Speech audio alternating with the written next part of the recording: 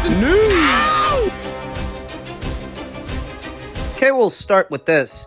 Ahead of her upcoming fight with Alalshikh Ruiz for WBC interim status at super flyweight, Virginia Fuchs wants boxers to be rated on talent and not popularity. She said, I started boxing because I got kicked off my track and cross-country team at university for a prank that I did. I enjoyed college life for a year, and in that time, I met a professional boxer. So I thought, I wanted to try boxing because I've done every other sport in the book, so I went to the gym where he trained, and the coach there said, I got a lot of potential, and the rest is history. Virginia's favorite all-time boxer just so happens to be the late, great Sugar Ray Robinson, the poster child of the pound-for-pound in the modern concept of what a pound-for-pound fighter is supposed to be. Fuchs. The best fight Virginia's ever seen, according to Virginia, it was a fight in Argentina, a qualifier for the 2016 Olympics. My teammate, Jonathan Esquivel, was losing with around 10 seconds of the last round left, and then he knocked his opponent clean out. Nice. My best attribute is that no matter who is in front of me, I can adjust very quickly to their style.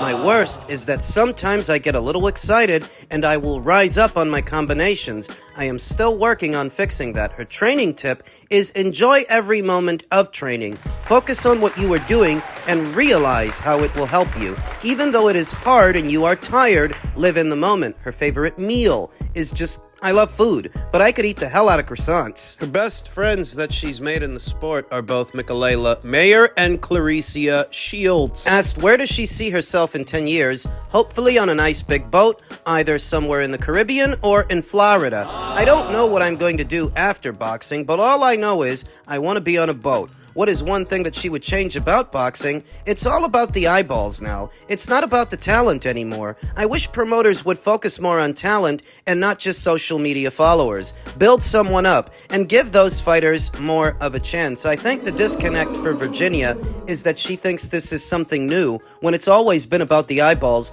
It's always been that way. What changed? Maybe what Virginia is touching on is how sometimes promoters will fall back on the eyeballs to compensate for the lack of ability. Think Ryan Garcia. A perfect example. A piece of shit. Ryan isn't so much good or capable, able-bodied in the ring so much as he's popular. The popularity that he achieved was not necessarily because of anyone that he fought or anyone that he beat, a belt that he procured. He became popular because of his social media. When you think about Gervonta Davis, More capable than Ryan. yeah, he's more capable than that guy. He's got more ability than that guy. But his popularity is used as a safety blanket, a safety net to keep him out of risky situations. So in an ideal world, the fighter becomes popular over time based on showing people what they can do. Though, as we all know, things are seldom ever ideal in the world of boxing, and becoming a draw in boxing, a box office draw,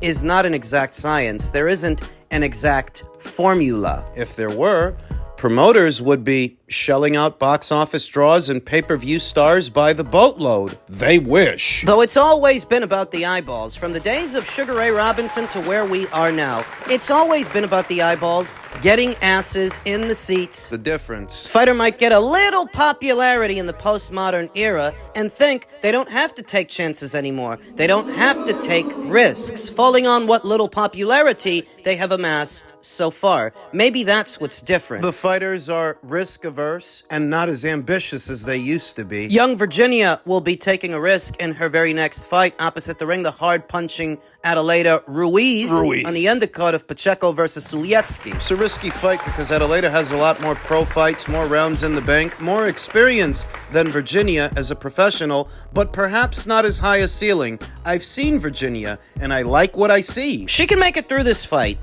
and become WBC interim champion. That will line her up for the full title that Ashley Gonzalez still holds in the super flyweight division. Yet another fighter who going in would be more experienced than young Virginia. Fuchs. There are 4 champions in today's super flyweight division. Irma Garcia holding the IBF, Ashley Gonzalez holding the WBC, Mizuki Hiruta holding the WBO, and Clara Lescurat holding the WBA. 4 champions. Virginia is not the youngest fighter. She's about 34 years old, somewhere around there, and she doesn't have that much time. So she's got to move fast, take what opportunities are out there, and grab them with both hands. She's got to beat Alalshikh. Silver lining is, I think she can. I think she will. I've got Virginia winning a points decision, but she really has her work cut out for her, as that would be only her 4th professional fight. 4. Still more work needs doing. On one end, it speaks to the talent level she has, that she could beat someone like Alalshikh in just 4 fights if she does beat her.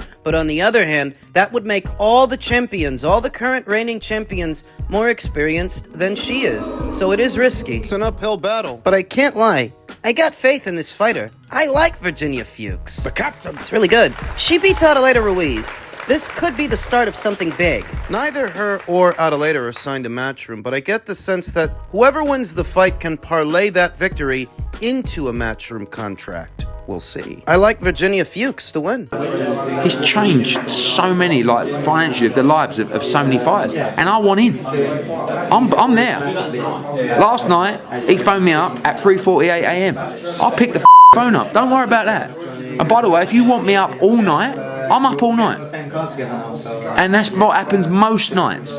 Most nights over the last 2 or 3 weeks, I've been on the phone to these people through virtually 3 or 4 hours of every night. 3 o'clock in the morning, 4 o'clock in the morning, 5 o'clock in the morning. I'm not letting this opportunity slip for my fighters. I'm going out and seeing what opportunities are there. And if you don't, or your team don't, you're with the wrong team. So when it comes to Canelo Alvarez, that's more of a, Canelo's Canelo. He's going to do his own thing. And at that particular time, he didn't want to talk about another fight, or maybe he doesn't want the Crawford fight, or whatever. And I think His Excellency was just frustrated because he wants that meeting to say, look, come, let's talk about it. But, you know how hard it is to make a massive fight? Do you know how long it takes? Right? You go into these meetings, it's done. You walk out, it's done. It's never happened before. Yeah, and I love it. I love it. So I think he's just frustrated because I think His Excellency thinks, why can't we make Canelo Crawford? Why can't we make Canelo Benavidez? So that's the mentality. And that's why anybody who chooses to stand apart from Turki Alalshikh at this point is sure to arch some eyebrows. It's not about one guy having full hegemonical control of all of the boxing in the sport and all the fighters. No, it's about making the fights that weren't possible before possible now by removing all the barriers, all the obstacles, all the bureaucratic red tape, the politics, the promotional politics, the platform politics. Removing those obstacles. That's what he did with 2 arch rivals, 2 bitter rivals for years. Eddie Hearn and Frank Warren stood apart. Who brought them together? Turkey did, for the betterment of the sport, which seems lost on many Americans who are playing sides and coming up with excuses for fighters not to be a part of his vision. What's so bad about his vision? Making the best fights possible? Eddie Hearn said that Turki Alalshikh grew frustrated, and for that, he's being castigated in some circles. They're trying to say he's a spoiled brat and a control freak when Turkey is no more frustrated than you guys have been for years. The average boxing fan who wants to see big-time boxing matches involving the big names and doesn't want to have to wait half a decade for it to happen. Unless you guys are comfortable with that kind of a situation, unless you guys are less boxing fans and more boxing fanagers, wannabe managers for your favorite fighters. You don't care about the betterment of the sport, you just care about the betterment of your guy. As if you're getting a cut of their money. And so anyone who willfully chooses to stand apart from Turki Alalshikh and what he's trying to do, which is make the best fights possible, must be doing so because they don't really want to make the best fights possible.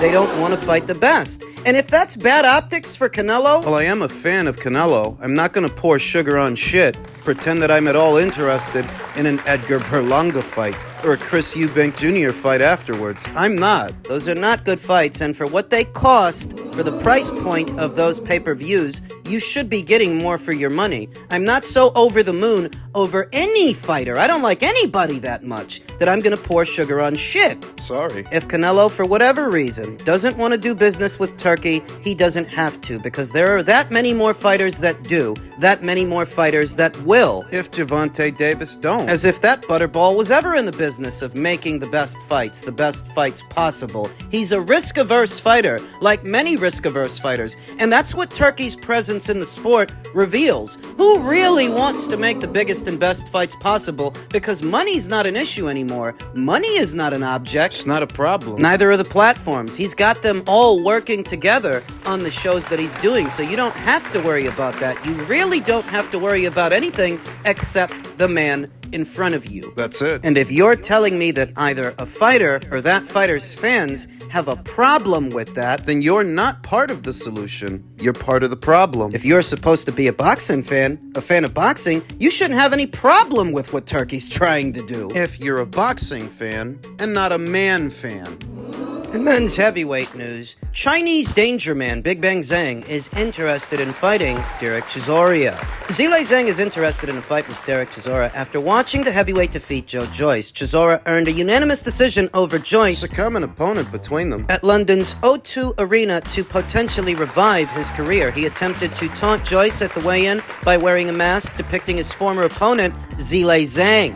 Joyce had been stopped by Zhang twice and appeared angered by the mask. Zhang, however, saw the funny side, and after Chisora's victory said that he would be open to a clash between the two. I thought it was funny, Chisora's mask. I had a good laugh, the Chinese heavyweight told Ruiz.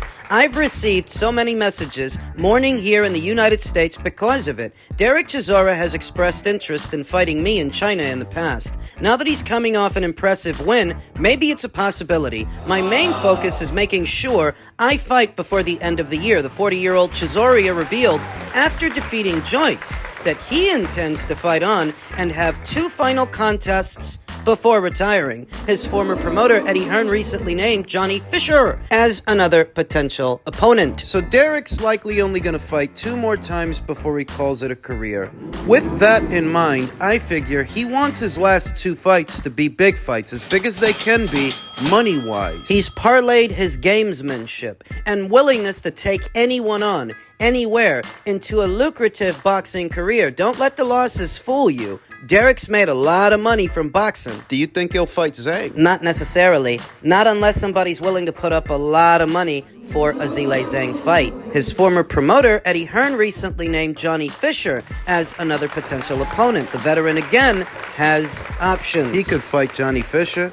He could fight Zhang. He could fight Dillian White in a trilogy. He's got options, not exclusive to Zhilei Zhang. Zhilei Zhang, who said, I thought it was a tough and entertaining fight between Derek and Joe. It was a great fight for the London boxing fans. The 41-year-old added, I don't know what's next for Joe Joyce. He and his team need to strategize about what to do next. I don't think anyone should say when a fighter should retire. That's up to them and their families. That's what he had to say about Joe, what he's got to say about Derek. He'd like to fight him. Though, like I said, Derek has options not exclusive to a Zhilei Zhang fight for his next 2 fights, and because they may be the last 2 fights he has in the sport, I'm pretty sure he wants them to be as big, as lucrative as possible, and I don't know that Zhilei Zhang provides that financial incentive. Well, thankfully, Derek's not the only guy that Zhang is looking at. Yes, this is definitely on my hit list and one of my priority.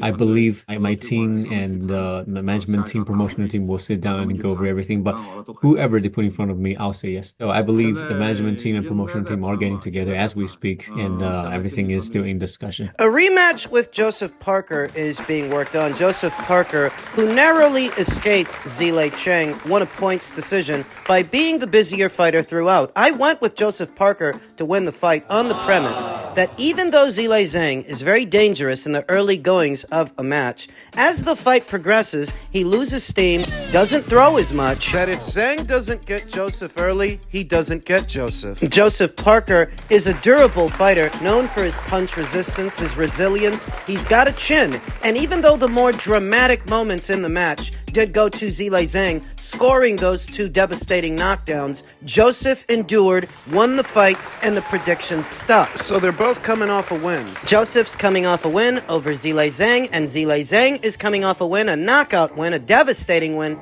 over former champion Deontay Wilder, who Zhang hit so hard, guy didn't even know where he was. Forgot he was in a boxing match. Spun him around like a top before he sat him down, and sat him down hard. I went with Zhilei Zhang to win that fight and win that fight by way of knockout, and he did. A rematch with Joseph? So while Zhang may have expressed an interest in fighting Derek Chisora, if he's not having any luck in that department, he might have some luck running it back with Joseph. Joseph Parker, whose career is in its second phase, he's caught his second win. It was in September of 2022 when he was knocked out for the first time in his career by Joe Joyce. Joe just overpowered him and wore him out and eventually sat him down. But Joseph Parker didn't stay down. He's fought 5 times since then, starting off with a series of smaller, safer fights to regain some momentum. He's done that. Coming off of 2 very solid victories over a former champion like himself and Deontay Wilder, and more recently,